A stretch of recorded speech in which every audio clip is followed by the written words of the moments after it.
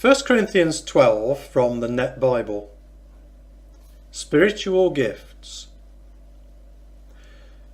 With regard to spiritual gifts, brothers and sisters, I do not want you to be uninformed.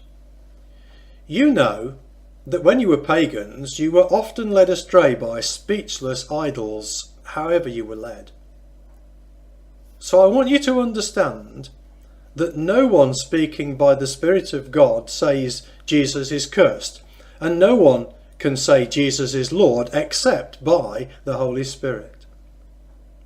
Now, there are different gifts but the same Spirit, and there are different ministries but the same Lord, and there are different results but the same God who produces all of them in everyone. To each person the manifestation of the Spirit is given for the benefit of all.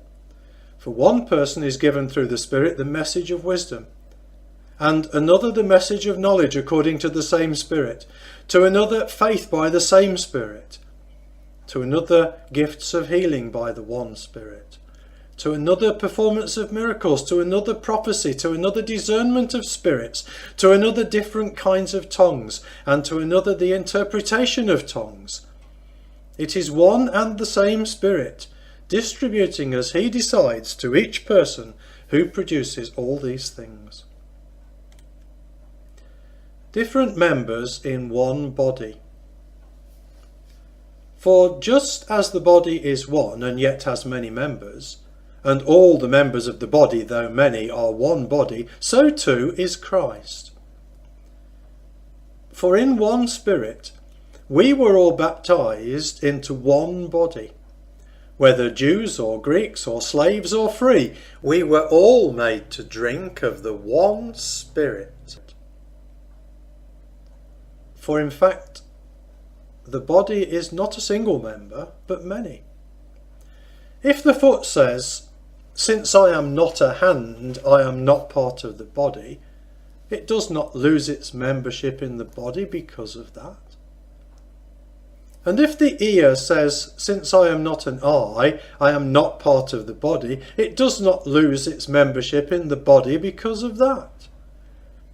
If the whole body were an eye, what part would do the hearing? If the whole were an ear, what part would exercise the sense of smell? But as a matter of fact, God has placed each of the members in the body just as he decided. If they were all the same member, where would the body be? So now there are many members but one body. The eye cannot say to the hand, "I do not need you," nor in turn can the head say to the foot, "I do not need you." On the contrary, those members that seem to be weaker are essential, and those members we consider less honourable we clothe with greater honour, and our unpresentable members are clothed with dignity. But our presentable members do not need this. Instead, God has blended together the body, giving greater honour to the lesser member, so that there may be no division in the body, but the members may have mutual concern for one another. If one member suffers, everyone suffers with it. If a member is honoured, all rejoice with it.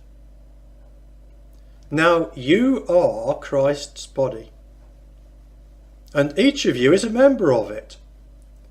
And God has placed in the church first apostles, second prophets, third teachers, then miracles, gifts of healing, helps, gifts of leadership, different kinds of tongues.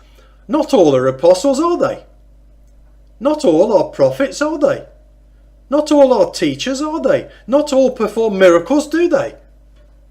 Not all have gifts of healing, do they? Not all speak in tongues, do they? Not all interpret, do they? But you should be eager for the greater gifts. And now I will show you a way that is beyond comparison.